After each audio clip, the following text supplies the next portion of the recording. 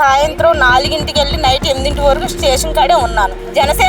జనసేన నాయకులు నేను తప్పుగా మాట్లాడతలేదు, కాకపోతే వాళ్ళ ఒత్తిడి వల్ల నా పనిని అడుగును పెట్టారు. ఎందుకంటే అది నాకు ప్రాణం. మా అన్న పవన్ అన్న నా పిల్లలకి మేనమామ. అందుకు నా ఆంధ్రాలో నాకు హెల్ప్ చేసేవాళ్ళు ఎవరూ లేరు. ఇంత ధైర్యంగా కూడా నేను ఆంధ్రాలో అయితే నేను మాట్లాడలేను కూడా. ఎందుకంటే మేము బయటకు వస్తే పలానా అని మమ్మల్ని ఏలెత్తి చూపిస్తారు. ఎందుకంటే నాకు వయసుకు వచ్చిన అమ్మాయిలు 2 ఉన్నారు.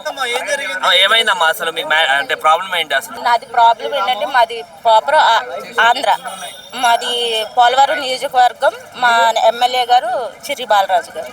నేను కొయిలగూడెం మండలం ఏలూరు జిల్లాలో నేను నివసిస్తున్నాను. కానీ అక్కడ నాకు 2 అమ్మాయిలు, నాకు భర్త లేడు. కానీ వాళ్ళిద్దరిని నేనే చూసుకుంటా, నేనే కష్టపడుకుంటే నేనే ఇంటర్ వరకు చదివించుకున్నాను. కానీ నేను తర్వాత నేను వాళ్ళని బీటెక్ డాక్టర్స్ చదివించాలంటే నాకు స్తోమత సరిపోక నేను ఆఫ్ చేసేసి డ్వాక్రాలో కొంచెం రుణం వస్తే ఆ రుణం తీసుకుని ఇంకో 2 లక్షలు రుణం వచ్చింది. ఇంకో 2 లక్షలు తీసుకుని 4 లక్షలు పట్టుకెళ్ళి సూరత్ వెళ్ళి ఇషితా హౌస్ అనే బట్టల షాప్ అందున నేను బట్టలు ఆర్డర్ ఇచ్చి వచ్చాక మా అమ్మాయికి, చిన్న అమ్మాయికి అనుకోకుండా హెల్త్ ఇష్యూ అయ్యింది. చిన్న ఆపరేషన్ అయ్యేటోటికి తనకి ఒక 60,000 దాకా ఖర్చు అయినాయి. ఆ బట్టలు నేను ఆర్డర్ ఇచ్చాక 15 రోజులకు కానీ వాళ్ళు నాకు పంపించలేదు. ఈ 15 రోజుల్లో నాకు కొంచెం జరిగింది. నేను వాళ్ళకి ఫోన్ చేశాను, మెసేజ్ పెట్టాను, నాకు బట్టలు పంపించొద్దు, ఇంట్లో నాకు ఇలాగ హెల్త్ ఇష్యూ ఉంది అంటే అప్పుడు తెలుగు మాట్లాడిన వాళ్ళు. తర్వాత నేను ఫోన్ చేస్తే వాళ్ళు బట్టలు పంపించేసామని చెప్పి పెట్టేశారు. ఇంకా వాళ్ళు నాకు ఫోన్ కాంటాక్ట్లో లేరు. కానీ నేను ఆ బట్టలు వచ్చేసినాయి. ఈ పేషెంట్నే చూసుకోవాలా, నేను పనే చేయాలా, ఆ బట్టలు ఏం చేయాలో నాకు అర్థం కాలేదు. ఇంకా పక్క వాళ్ళు ఎవరో అడిగితే తీసుకెళ్ళి ఎన్నో రోజులు అవ్వలేదు కాబట్టి పట్టుకెళ్ళి ఇస్తే ఎంతో కొంత తీసుకుని మనకు సొమ్మన్న ఇస్తారు కదా అంటే నేను సూరత్ పట్టుకెళ్ళి ఇచ్చేసి వచ్చాను. వాళ్ళు తీసుకునేటప్పుడేమో ఇంత సొమ్ము పోతుంది, మీకు ఒక 10% 15% తీసేసి ఇచ్చేస్తామన్నారు. 25 రోజులకి వాళ్ళు రిటర్న్ తీసుకున్నాక ఆ బట్టలు వాళ్ళు హ్యాండ్ ఓవర్ చేసుకున్నారు. ఆ బిల్లులు కూడా నా దగ్గర ఉన్నాయి. వాళ్ళు సంతకాలు పెట్టి అన్నీ తీసుకున్నాక వాళ్ళు మళ్ళీ రిటర్న్ బట్టలన్నీ హ్యాండ్ ఓవర్ చేసుకుని తర్వాత అన్నారు, బట్టలే తీసుకెళ్ళండి, మేము మనీ ఇవ్వలేము, మాకు రూల్ లేదు అని చెప్పి పంపించేశారు. ఇప్పటికి 16 నెలలు అయ్యింది అది జరిగి. నేను మా ఎమ్మెల్యే గారిని, ఎంపీ గారిని, నాదెండ్ల మనోహర్ సార్ మాకు ముఖాముఖి పార్టీ దానికి వచ్చారు. అక్కడ మాట్లాడితే ఆయన నాకు చేస్తానని మాట ఇచ్చారు. 2 నెలలకి అవ్వకపోతే నేను మళ్ళీ వెళ్ళి తెనాలి వాళ్ళ పార్టీ ఆఫీస్లో నేను సార్ని కలిశాను. ఇన్స్టాగ్రామ్లో నిమ్మల రామానాయుడు గారు మంచిగా చేస్తున్నారని చెప్పి అక్కడికి వెళ్ళి కలిశాను. సారు మాది కాదు కదమ్మా అని చెప్పి మా ఎమ్మెల్యే గారికి ఒక లెటర్ రాశారు. ఎంత తిరిగినా కానీ పోలీసులు కూడా మేమేం చేయలేము, అమ్మాళ్ళు తెలుగు మాట్లాడతలేదు, మేమేం చేయలేమని చెప్పి వదిలేశారు. సారు వాళ్ళు జిల్లా ఎస్పీకి పంపించారు, నాదెండ్ల మనోహర్ సారు. ఆయన సంతకం పెట్టి పంపించారు. కానీ నా సమస్య ఎక్కడి వరకు వాళ్ళ దగ్గరికి వెళ్ళలేదు, అడిగింది లేదు, చేసింది లేదు. నేను జనసేన పార్టీని నేను తప్పుగా మాట్లాడతలేదు, కానీ వాళ్ళ పనుల వల్ల నా పనిని పక్కన పెట్టారు. కానీ ఈ మీడియా ముఖంగా కొంచెం ఆ పనిని దృష్టిలో పెట్టుకునేలాగా వెళ్ళొద్దని నేను ఈ అమ్మని ఆశ్రయించాను. ఎందుకంటే తన వాయిస్ బేసు నాకు ఫస్ట్ టైం ఇదే, నేను ఇలా చేయటం అనేది కూడా తెలియదు. ఎందుకంటే నేను 14,000 రూపాయలు సంపాదించుకుని 2 ఆడపిల్లలను పెంచుకునేదాన్ని. నాకు భర్త కూడా లేరు, మేమిద్దరు విడిపోయి 13 సంవత్సరాలు అయ్యింది. నాకు మా అమ్మ నాన్న ముసలి వాళ్ళు కాబట్టి వాళ్ళు చేయలేక మేము 3 ఆడపిల్లలం అయ్యుండి నన్ను 2వ మ్యారేజ్ అతనికి చేశారు. నాకు 2 ఆడపిల్లలు పుట్టాక వాళ్ళు తన భార్య దగ్గరకు తను వెళ్ళిపోయాడు. మా అత్తగారు వాళ్ళు పట్టించుకోరు, మా అమ్మ వాళ్ళు పట్టించుకోరు. నేను కష్టపడి నా పిల్లల్ని పెంచుకోవాలి. మా పెద్దమ్మాయికి 21 సంవత్సరం, చిన్నమ్మాయికి 19. ఇప్పుడు వాళ్ళకి మ్యారేజ్ చేసే ఇది ఉంది కాబట్టి నాకు ఆ డబ్బులు చాలా అవసరం. ఈ 16 నెలలు నేను అట్లకి వడ్డీ కట్టుకుంటా కొంత అప్పు తీర్చుకున్నాను. నాకు ఆ డబ్బులు వచ్చినాయి అంటే నాకు ఆ బాకీ తీర్చుకుని కొంచెం నేను పిల్లకి పెళ్లి చేసుకునే అంత ఇది ఉంది నాకు. ఎన్ని సంవత్సరాల నుంచి కూడా వాళ్ళతో ఒక 2 నెలలు కూడా నేను కలిసి లేను మా పిల్లలతోటి. ఎప్పుడు వాళ్ళు ఒక చోట నేను ఒక చోట పని చేసుకుంటాం అలా అయిపోయింది. ఈ డబ్బులు వచ్చినాయి అంటే నేను పిల్లలకు పెళ్లి చేసుకుంటాను, నేను వాళ్ళ దగ్గరుండి చూసుకుందామని జనసేన నాయకుల్ని నేను తప్పుగా మాట్లాడతలేదు. కాకపోతే వాళ్ళ ఒత్తిడి వల్ల నా పనిని అడుగును పెట్టారు. కొంచెం గుర్తు చేసినట్టు ఉంటుందని ఈ మీడియా ముఖంగా నేను చెప్తున్నాను. అంతేనండి. ఇంకా జనసేన పార్టీకి మట్టికి దోషణ పట్టించొద్దు. ఎందుకంటే అది నాకు ప్రాణం. మా అన్న పవన్ అన్న నా పిల్లలకి మేనమామ. అదైతే నేను ఒప్పుకుంటున్నాను. ఎస్పీ గారికి ఫోన్ చేసి ఇమీడియట్గా పరిష్కారం చేయమన్నారు. ఒక రోజులో చేయమంటే వాళ్ళు చేసామని చెప్పి కాగితం ఇచ్చి పంపించారు. ఎస్పీ గారు ఇమీడియట్గా ఆమె డబ్బులు వసూలు చేసి ఇలాగ ఉన్నాయంట చేయమని చెప్పి అన్నారు. చేశారు కానీ వాళ్ళు తెలుగు మాట్లాడలేదు. వీళ్ళకి హిందీ రాదంట, వాళ్ళకి తెలుగు రాదంట. అలా వారం రోజులు తిరిగాను. సాయంత్రం 4ంటికి వెళ్ళి నైట్ 8 వరకు స్టేషన్ కాడే ఉన్నాను. కానీ నాకు ఏ రిజల్ట్స్ రాలేదు. నేను పని చేసుకుంటూ 2 పిల్లల్ని పెంచుకోవాలి. నేను వీటి చుట్టూ తిరిగితే నాకు పోషకారం ఉండదు. నేను నెల వారి కట్టుకునే ఉంటాయి. నాకు ఏ ఆధారము లేదు. అందుకని ఈ అమ్మని నేను ఇన్స్టాగ్రామ్లో మా పెద్ద పిల్లతోటి ఇలా పెట్టించమ్మా అని అంటే పెట్టించింది. ఇన్స్టాగ్రామ్లో ఈవిని కలిశాను. నాకు ఈవిడ ధైర్యం ఎత్తదని ఇక్కడ దాకా వచ్చాను. నేను ఇక్కడే ఒక పాపను చూసుకుంటా, ఇక్కడే కేర్ టేకర్ కింద పనిచేస్తున్నాను. అందుకని ఆంధ్రాలో నాకు హెల్ప్ చేసేవాళ్ళు ఎవరూ లేరు. ఇంత ధైర్యంగా కూడా నేను ఆంధ్రాలో అయితే నేను మాట్లాడలేను కూడా. ఎందుకంటే మేము ఓసి కాపులు, మేము బయటకు వస్తే పలానా అని మమ్మల్ని ఏలెత్తి చూపిస్తారు. ఎందుకంటే నాకు వయసుకు వచ్చిన అమ్మాయిలు 2 ఉన్నారు. ఈ అమ్మ పద్ధతి మాట తీరుని బట్టి నేను ఇక్కడికి వచ్చాను. నా గురించి ఏమన్నా సమస్య గట్టిగా మాట్లాడి ఎదరికి పంపిద్ది. చేరవలసిన వాళ్ళకి చేరిన అన్నకి చేరొద్దనే నమ్మకంతో నేను ఇక్కడికి వచ్చాను. అంతే తప్ప నేను ఎవరిని చేయడానికి ఆంధ్ర సమస్య తెలంగాణలో వ్యక్తపడుతున్నకైతే కాదు. నేను 100 రూపాయలకి 200కి కాస్ట్లీ బట్టలు వస్తున్నాయి అని చెప్పి యూట్యూబ్లో చాలా ట్రెండింగ్గా చూపించారు. అది మేము చూసి చాలా మోసపోయాను. నేను మా తోటికోళ్ళు వెళ్ళామండి. నేను చదువుకున్నది 3వ తరగతి. మా అమ్మాయిలు ఇంటర్ చదివారు. వాళ్ళ గురించే నేను పెట్టుకుందామన్న ఉద్దేశంతో నేను వెళ్ళాను. కానీ మా అమ్మాయికి అలాగ అయ్యింది. మా పెద్ద పిల్ల నేను ఇంకేం చేయలేక ఆ బట్టలు రిటర్న్ పట్టుకెళ్ళి ఇచ్చేసాము. వాళ్ళకి ఇచ్చేసిన బిల్లులు అన్నీ మాకు ఇలా హ్యాండ్ వర్క్ చేసుకుని సంతకం పెట్టి ఇచ్చారు. వాళ్ళు ఎప్పుడు వచ్చినా బట్టలే ఇస్తాము, మనీ ఇవ్వమని.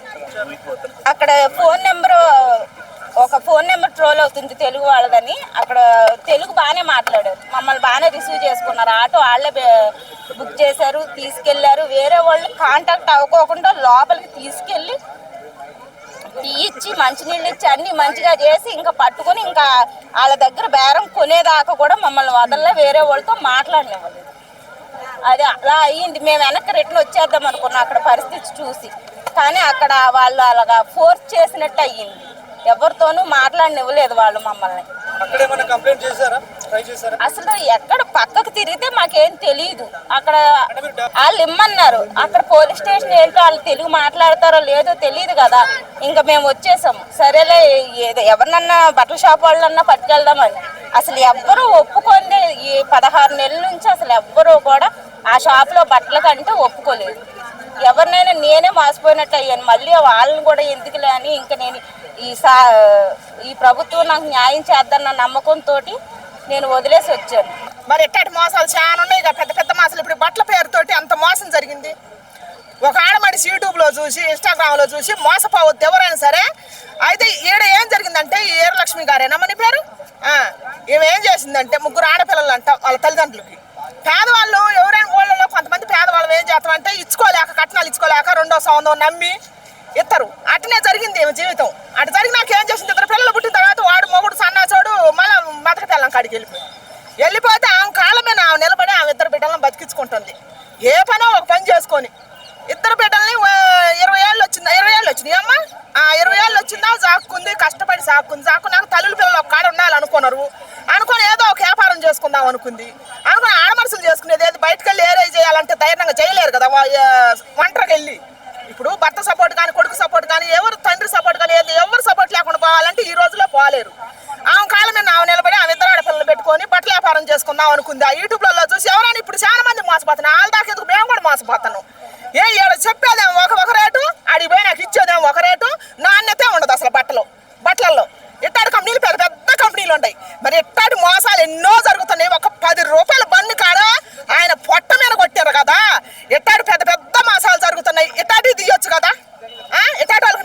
చేయొచ్చు కదా. ఆడ మనిషి కాళ్ళ మీద నిలబడి ఇద్దరు పిల్లలు బతికించుకుంటుంది, మగవాడిని బతికించుకుంటుంది. ఆంధ్ర వాళ్ళ మంత్రులు కూడా కలిసిందంట, జనసేన నాయకులను కూడా కలిసిందంట. ఏమైంది ఎలుపు చేస్తే? ఇప్పుడు మీకు ఇది చిన్న సమస్య కావచ్చు, లేని వాడికి ఇదే పెద్ద సమస్య. 4 లక్షలు అంటే మామూలు విషయం కాదు ఇది. ఇప్పుడు వాళ్ళ కుటుంబమే బతుకుద్ది అనమాట. ఇద్దరు ఆడపిల్లలు పెట్టుకొని ఒక తల్లి బతికించుకోవాలంటే మామూలు విషయం కాదనమాట. అప్పు తెచ్చుకొని పెట్టుకుందాం అనుకుంటే ఆడ మోసం జరిగిపోయింది. మోసం జరిగిపోయిందనే కదా పెద్దల కాడికి పోయింది. ఇప్పుడు ఏమి జనసేన నాయకుడి పేరు ఏం పేరు? నాదల్ల మనోహర్. ఏ నాయకుడైనా నాయకుడి కింద ఉండే ఎమ్మెల్యేలు ఎందుకు పట్టించుకోరాయా? సమస్య అని వచ్చేది పేదవాళ్ళు ఎవరి కాడికి డైరెక్ట్ నాయకుడి కాడికి పోలేరు కదా, ముఖ్యమంత్రి కాడికి. వాళ్ళ కింద ఉన్న నాయకుల కాడికే పోయేది, ఎమ్మెల్యేల కాడికి, మంత్రుల కాడికి, ఊరు సర్పంచుల కాడికి. నేను ఇదే చదువుతున్నా. వీళ్ళే కదా జారవేయాల్సింది, పేదవాడి సమస్య జారవేయాల్సింది, ప్రతి వాడి కష్టం జారవేయాల్సింది. పెద్ద నాయకుడి కాడికి జారవేసేది ఎవరు? వీళ్ళే కదా. సమస్యలు పోయి చెప్పుకునేది మళ్ళంటే వాళ్ళ కాడికే కదా. మరి వాళ్ళే పట్టించుకోలేనప్పుడు ఇంకెవరు? ఏ నాయకుడు అందుకుని నాయకుడి దాకా చేరితే ఆ నాయకుడు చేయకపోతే మనం అడగాల. అసలు నాయకుడి దాకానే జారదా ఏ సమస్య అయినా? ఇంకా ఎటు తీరుద్ది చెప్పు, ఎటు తీరుద్ది? అందుకని దయచేసి నేను చెబుతున్నా, జన సైనికులకు నేను చెబుతున్నా, పార్టీలో ఉన్న నాయకులకు నేను చెప్పటం లేదు. నాకేం కచ్చ కాదు, నాకేం కోపం కాదు. గెలిచినాక ఎమ్మెల్యేలు అయినాక మంత్రులు అయినాక ఈ చిన్నపాటి నిర్లక్ష్యం ఎక్కడైనా జరుగుతుంది, ప్రతి నాయకుడి కింద జరుగుతుంది. ఇదే న్యాయం జరుగుతుంది. ఇప్పుడు పేదవాళ్ళ కోసం సాయం చేస్తామని వస్తున్నారు, వచ్చినప్పుడు మరి పేదవాళ్ళే కదా మీ కాడికి వచ్చేది. కష్టం వచ్చినప్పుడు ప్రతి వాళ్ళు కష్టం వచ్చినప్పుడు వచ్చేదే మేము మీ కాడికి. మరి మాకే మీరు న్యాయం చేయనప్పుడు ఇంకెవరికి న్యాయం చేయటం అనుకున్నారు? పదవి వచ్చినాక దాచుకోవటానికి వచ్చారా? అంతే కదా లెక్క. అయితే ఈ నాయకుడే కాదు, ఏ నాయకుడైనా అంతే అడగాల. ఇద్దరు ఆడపిల్లల తల్లి ఆమె కాళ్ళ మీద ఆమె నిలబడి బతకాలనుకుంది. నష్టం మోసం జరిగిపోయింది. ఇప్పుడు అంతటికి ఆమె పోతే న్యాయం జరగట్లేదు. మీ కాడికి వచ్చింది మీ పలుకుబడి ఒక్కరవా, మీ మాట ఇసిరితే వస్తాయి కదా డబ్బులు. ఆ కుటుంబం నిలబడుద్దుగా, ఇద్దరు ఆడపిల్లల భవిష్యత్తు నిలబడుద్దుగా. అందుకని నేను దయచేసి కోరుకుంటున్నా, ఆ పార్టీలో గెలిచిన ఏ నాయకుల్ని నేను అడగట్లేదు, జన సైనికులను అడుగుతున్నా. సోజర్లా పనిచేయండి మీరే. మన పౌరన్న కాడికి పోయిందా పనిచేయండి, పనిచేసి ఈ తల్లికి న్యాయం చేయమని కోరుకుంటున్నా. నాతో పాటు మీడియా మిత్రులు మొత్తానికి చేతి దండం పెడతాను నేను. అందరూ ఇదిగో ఇది సమస్య, నిజమైన సమస్య. ఎట్టాటి వాళ్ళకి ఎలుపు చేయండి మీరు. నాయకులు గెలిచినాక ఒక మాట, గెలవతలకు ఒక మాట చేసి మోసం చేస్తారు, అన్యాయం చేస్తారు. అందుకని మన సమస్యలు మనమే తీర్చుకుందాం. దయచేసి మన నాయకుడు పవన్ కళ్యాణ్ అన్న కాడికి చేరిన దాకా ఈ వార్త సోషల్ మీడియాలో కానీ, యూట్యూబ్లో కానీ, ఫేస్బుక్లో కానీ ప్రతి యువకుడికి, ప్రతి స్త్రీకి నేను చెబుతున్నా, ఈ విషయము పవన్ కళ్యాణ్ అన్న దాకా చేరిన దాకా సోషల్ మీడియాలో దద్దరిల్లిపోవాలా. ఇట్లాంటి వాళ్ళకి న్యాయం జరగాల. దయచేసి ఇట్లా బట్టల పేరుతోనే కాదు, ప్రతి ఒక్క దాంతో మోసం జరుగుతుంది. దయచేసి మోసపోయి పోకాకండి. మనకు చూపించేది ఒకటి, చేసేది ఇంకొకటి. పెద్ద పెద్ద కంపెనీలు బాగుపడుతున్నాయి అంటే ఎందుకు బాగుపడుతున్నాయి? ఇట్టనే బాగుపడేది. మనకు చూపించేది పట్టు చేరా, ఆడికి పోయినాకనే డ్యామేజ్ చేరా. అంత దూరం పోయి మనం తెచ్చుకోలేము కదా, ఏదో ఒకటి ఎత్తుని పెట్టుకొచ్చుకుంటాం కదా. వచ్చినాక మరి వ్యాపారం చేసుకోవాలంటే అంత కంపెనీ వాడు సేల్ చేసిండు. ఈ చిన్నపాటి వ్యాపారం చేయాలంటే ఊళ్ళో కొంటరా? డ్యామేజ్ వచ్చినా కొనరు, రేట్ ఎక్కువైనా కొనరు, పెద్ద తలకానే అయిపోద్ది. దయచేసి ఇట్లాంటి వాళ్ళని ప్రోత్సహించకండి. పేదవాళ్ళు పట్టుకొట్టొద్దు. పేదవాళ్ళని గెలిపించేది మనమే అందరూ మనమే సాయం చేసుకోకపోతే ఇంకా నాయకులు సాయం చేయరు. ఎందుకంటే పోయిందిగా ప్రూఫ్లతో సుద్దా చూపిస్తుంది. నాదల్ల మనోహర్ గారు అంటే ఎవరు? మన పవర్ స్టార్ పవన్ కళ్యాణానికి కుడిభుజం. అట్లాంటి అన్ని సాయం చేయకపోతే ఇంకెవరు చేయాలా? పార్టీకి చెప్పు. అందుకని దయచేసి పవన్ కళ్యాణ్ అన్న దాకా పోవాలని నేను కోరుకుంటున్నా. ఏలూరు జిల్లా కోయిలగూడెం మండలం ధర్మరావుపేట గ్రామం. మీ పేరమ్మా? నులకాని వీరలక్ష్మి.